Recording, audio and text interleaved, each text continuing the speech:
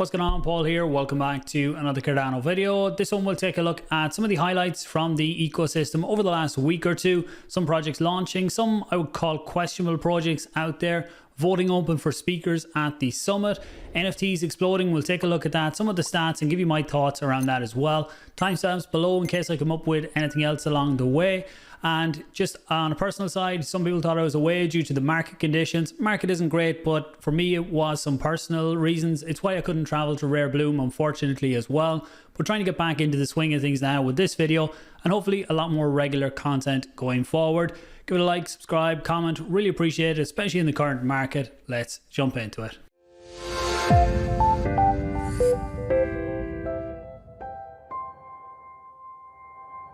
Okay, so we'll start out here with ADA's thread on latest on Cardano. I'm going to presume if you are in the Cardano ecosystem and you're on Twitter, you're already following this guy. If not, make sure you do. I'll leave a link to this one down below because I'm not going to go through every point on it.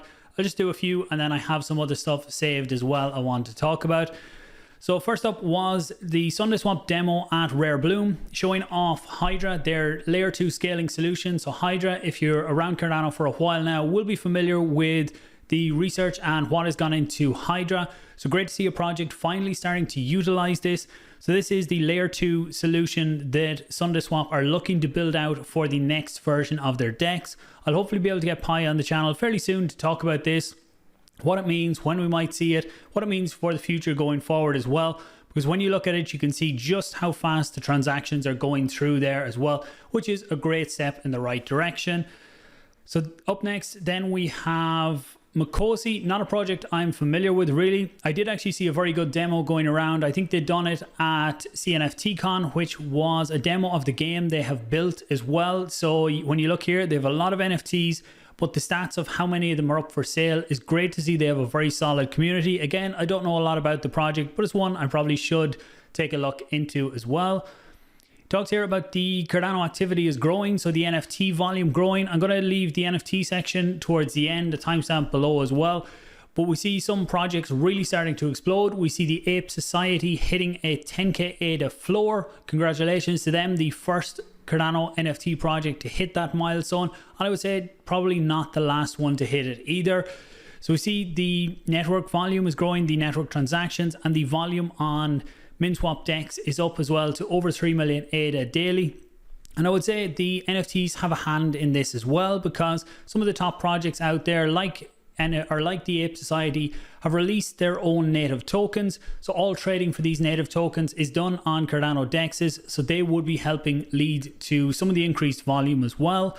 Book.io is a project that myself and Patrick mentioned when he was on, Patrick from Endmaker, when he was on there probably 2 months ago now at this stage. And we use them as an example of a project that's really bringing utility to NFTs. And it's great to see they're getting traction outside of the crypto world. So with people in that industry, they've got two really good investors over the last while in the VC side of their company. So great to see they're getting attention on that side as well. It's one, again, I'll talk about going forward and maybe look to bring the team on at some point. So then we have Cardano, and this is one I was going to leave out because I know some people won't like my opinion on this, but this is my opinion on the situation here. And Cardano now look like they're launching a private testnet on Milkomeda. So some people might be familiar with the project, and I will say as well that this isn't anything about Milkomeda or projects launching there. I think some projects would actually be better launching on Milkomeda depending on their needs rather than directly on Cardano. And going forward into the future, I think we'll see more projects launching on layer 2s like Milkomeda or Orbis or maybe something else to come out as well, and then rolling up to Cardano as the main layer 1 base chain. But the way that Cardano went about this was they raised all their funding to build on Cardano, but are now launching on Milkomeda. And people not familiar with Milkomeda, I've had Sebastian and Nico from the DC Spark team, who are the ones behind Milkomeda, on the channel before. Hope to have them on many times into the future because I really value what they're building for the ecosystem. What they've done with Algorand, I'm going to talk about in a few minutes as well with Milkomeda. But on this, Cardano used the fact that they were the first DEX to get funding through Project Catalyst as, to me, a marketing thing that showed how legitimate they were. And then they went on to raise a lot of funds when ADA was at a higher valuation. 2-3 months ago, there was talk that there was funding problems there. They were running out of funding. They tried to do an ISPO. That kind of fell flat on its face. To me, that was the community didn't want to give these guys any more money. After all, they had already raised and actually produced nothing. So now we see they're launching on Milkomeda. Look, if you do all your fundraising, your project is all about building on Cardano, and then you just turn around and do it on another deployment, it's not really good enough. With Milkomeda, it's an EVM sidechain, so potentially you could just fork DEX on Ethereum, use that code base, make some small changes, and then launch your DEX on Milkomeda. That's not the same as what you had promised you were building on another chain. So we'll see how that plays out. But again, that's just my thoughts on the situation. And I do really like what Milkomeda are doing. And I'll talk about that with Algorand in a few minutes. On that topic, when we're going down this alley, another project that has a questionable history within the Cardano space is ADAswap.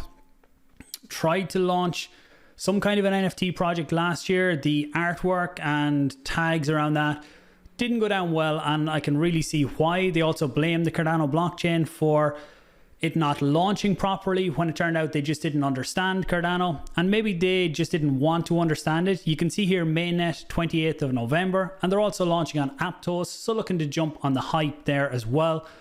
A lot of big numbers here, which is always a bit of a flag for me. Paddy with an interesting comment there that sums up lots of people's thoughts. But if you look at this, next generation DEX based on Cardano. So it's based on Cardano, great. But when you actually go in here to ADAswap, their testnet, and you go to connect your wallet, you can see you just have Milkomeda, or you just have MetaMask, which is on Milkomeda. And again, absolutely no issues with Milkomeda. Really like everything they've done there.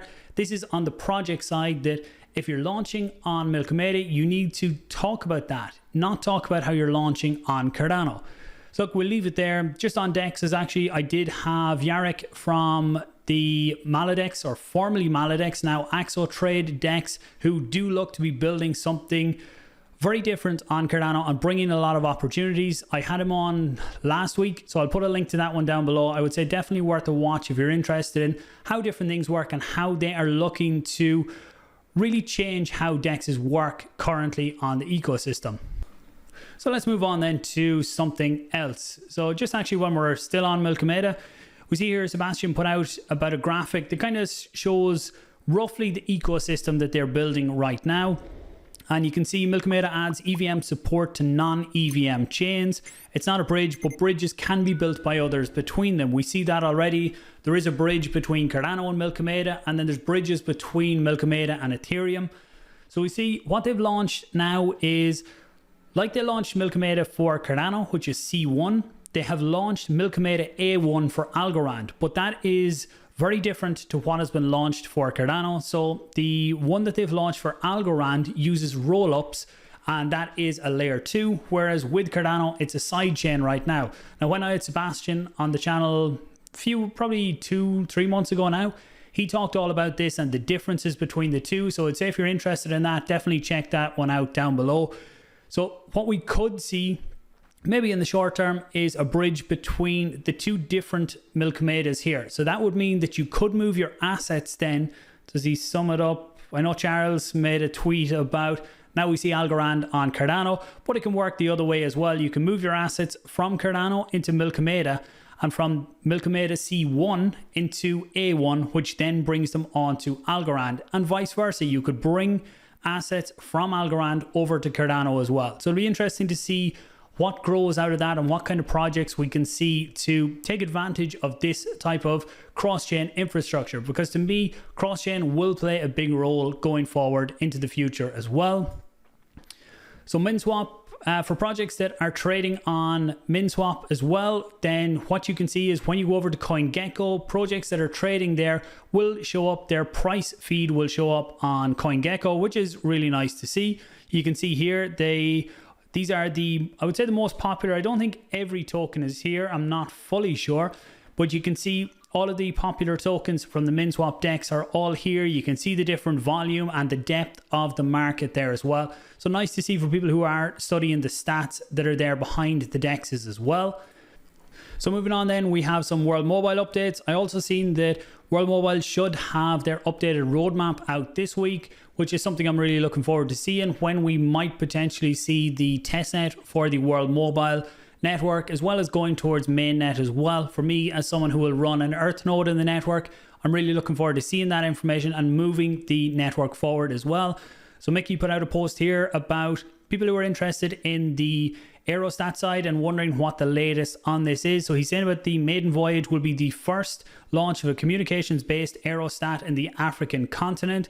And currently they had a big meeting last week, and now they are waiting. So we expect a final round of discussions before being granted the final approval to fly, and we are progressing at a good speed. So he said he'd keep everyone updated. So hopefully in the next week or two, we might hear a bit more on that one as well. And that's definitely a team that I'm probably way overdue a call on the channel here to talk to them and see how things are going. Maybe after the roadmap comes out, it would be a good time to get some of the team on as well. So next up, I actually put out this video on Twitter a few days ago. So this was, I get questions from people, how do you track your rewards, especially in terms of tax? So I put out a quick video here showing on Pool Tool how you can go on to Pool Tool, put in your address, and it shows you a complete history of your rewards and what the ADA was worth on the day that you received it. So very handy if you're trying to keep track of things, especially from a tax perspective. Then we have the Cardano Foundation here was about the speakers. So this actually closes today. So they have a voting system set up and they utilize the Sundaeswap governance. So I showed the Sundaeswap governance a few weeks ago as well. So it means that you can go on and you can vote. You don't need a transaction fee to vote. So if we go on to the page here, you can see on their site. So what you can do is you can see the award categories aren't open yet. They're going to open on October 27th. You can vote then who you think deserves the awards from the shortlist they have. The speaker category, we'll come in here. You can see these are, or this is the shortlist for the different topics for speakers, and you can go in and vote for your favorite project or favorite person in the ecosystem as well. So it's as simple as just connect your wallet. So I will connect Eternal. So I see it pops up here and I can see it wants to connect to site. So my wallet is now connected here, but you need to verify your wallet before you can vote. So click on verify.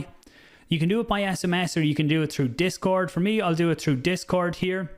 So join our Discord and accept our terms and conditions by reacting with the rocket symbol. So let's go into Discord and I can see it's popped up here for me on the other screen. So I'm going to join.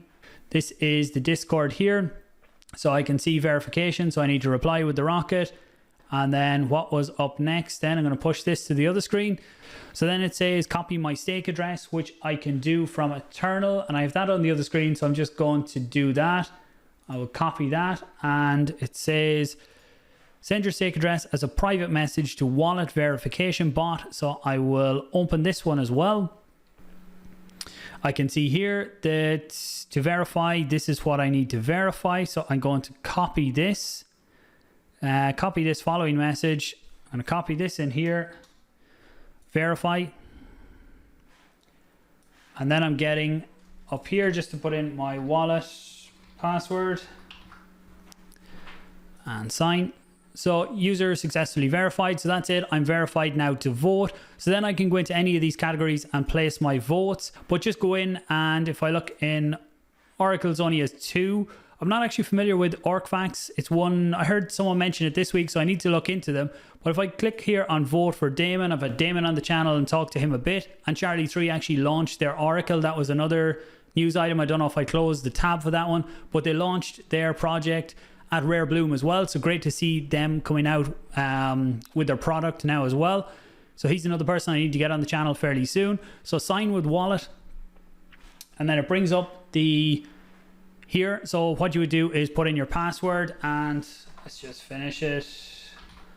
Password and sign. And then I can submit my vote. So click on submit vote. Voting confirmation. My vote has been submitted. Thank you. So you can do that in every category that you want to do. So if there's people in different categories you want to do, I'll go through the rest of them when I finish this video, and I'll vote for everyone else I want to vote for then as well. So now we move on to the NFTs and the explosion we have seen in the NFT space over the last, I suppose, 2-3 weeks at this point. So I have this set here on 7 days. So this is CNFT Jungle. So if you look at the volume over the last 7 days, so you can see here the chart of it had a big rise in the last few days, $1.3 million worth, $1.4 million worth of USD for trading volume. I think that could be the highest so far. If you look back here then, this is in terms of ADA. So you can see 3.7 million ADA, 4 million ADA worth of volume being traded. And I think that is definitely the highest that they've had so far. So then if we look at the last 7 days, the top sales, you see one of the kings for the Ape Society sold for 180,000 ADA.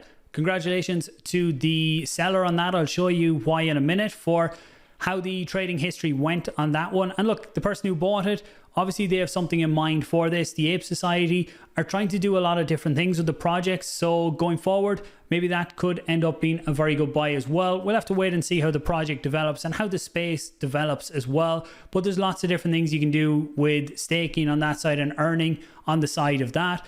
When you look down through the other sales as well, you can see another Ape Society here for 67,500 ADA.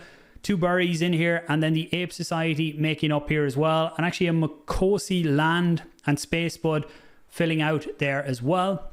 So just on the project, or on this NFT sale here for the 180,000, I thought this was interesting when I started to look at it.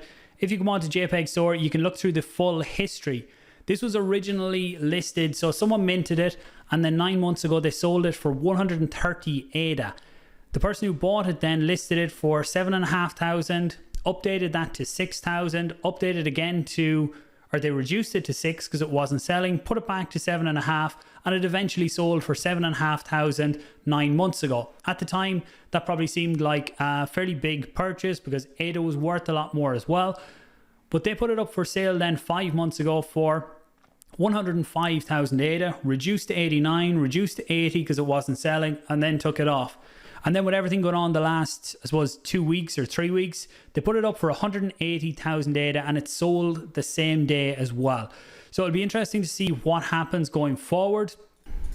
So if we look on the homepage here, you can see the NFT collections over the last 24 hours. The Ape Society, as we mentioned, that 10k floor, so 10.4k. Now that's not to say that's what the minimum one is worth. That's the minimum that anyone who is willing to sell is willing to accept. If you look at it in trading terms, so you look at a centralized exchange, normally you have the sells up on top, and then the bottom one is the lowest someone is willing to accept, and then a bit down below that then you would have all the buys.